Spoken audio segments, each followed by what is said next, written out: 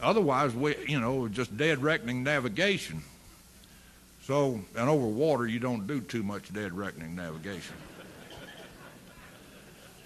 However, we got to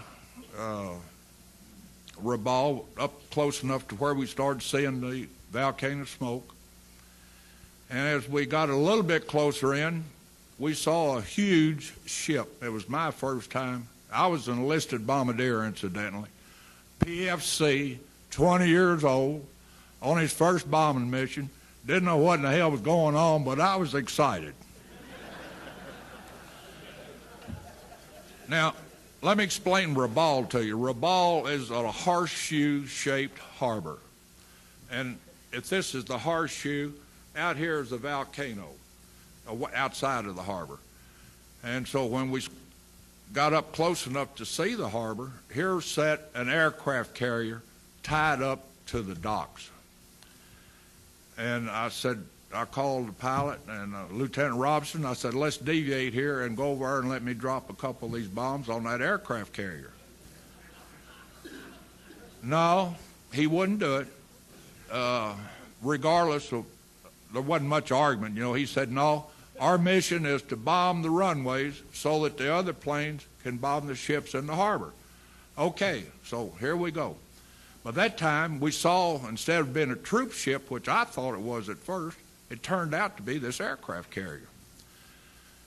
So, and going on then towards the volcano, we started climbing, got up in the smoke of the volcano, and then we could see Lakanai Aerodrome, which was over on the outside of the horseshoe.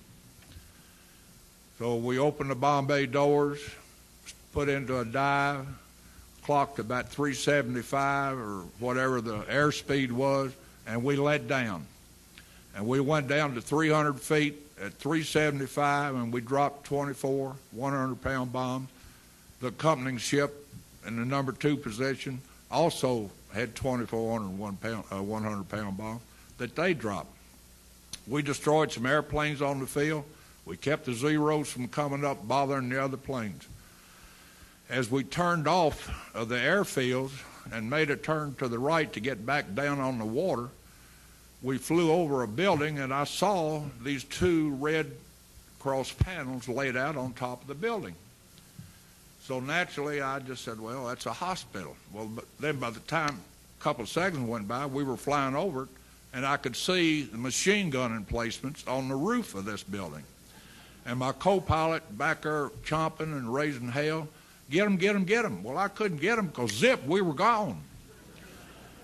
So I remembered that. And in the course of flying and dropping the bombs, our accompanying plane, Lieutenant Ford's plane, got shot up quite a bit. And as we turned and came off and came back out onto the water and started to climb back up a little bit, he had lost an engine because of an oil leak, and of course it was overheating. He was still running it.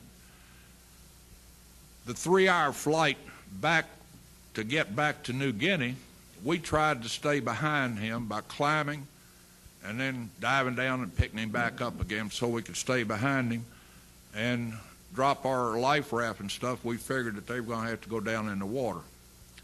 Fortunately, they didn't have to, but eventually we lost them. Got into some thunder squalls and showers that you have no idea down there in the South Pacific of the terrific weather that they put up with.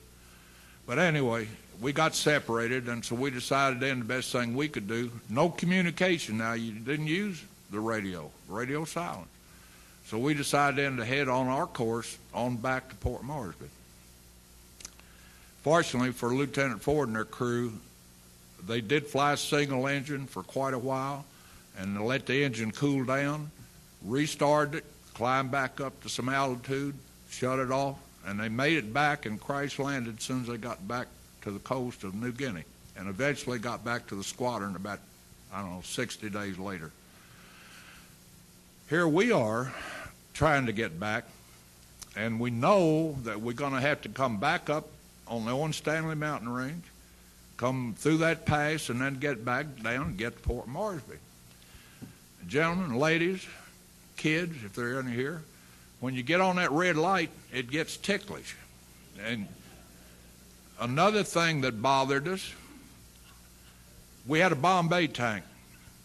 As soon as we started flying, after 30 minutes of flying, we started transferring fuel. And by the time we'd flown an hour and a half, we had transferred the fuel out of that Bombay tank into our wing tank, so we knew that we had the empty Bombay tank, and all the gas we had was up there where we could get it into the engines. Consequently, this made us fly over the target with an empty Bombay tank. Now, if you can picture us seeing Japanese Zeros shooting at us with tracer bullets with the fumes in that Bombay tank, it was another thought to you. You wondered what in the hell was going on, and consequently, several of the boys dropped their Bombay tanks, and the next day an order came out that there was a fine, I believe it was $1,000 fine, but it was huge at that time for whatever it was. If you dropped your Bombay tank, the pilot got fined because we had none to replace it. We had nothing to replace anything with down there. That's why we quit using the B-26s. So we completed our mission. We got back to Marsby. We got out. We kissed the ground. I'm telling you, it was something else. The thing that I remember most about the mission, I just heard in TV here a few months ago, what we couldn't do to Rabaul, that volcano did by nature. It destroyed the city of Rabaul and the harbor. It erupted violently. Now, for you all that don't know, a mission, the ladies in here, I know the gentlemen all have had the missions and everything, but when you go on that first mission, you do nothing right. Everything, you never know. We had no experience. Some of you all were trained by myself and others like me that had come back from the Pacific, and we tried to train you all what to expect. But I went on this mission with GI shoes on, unlaced. They weren't tied up.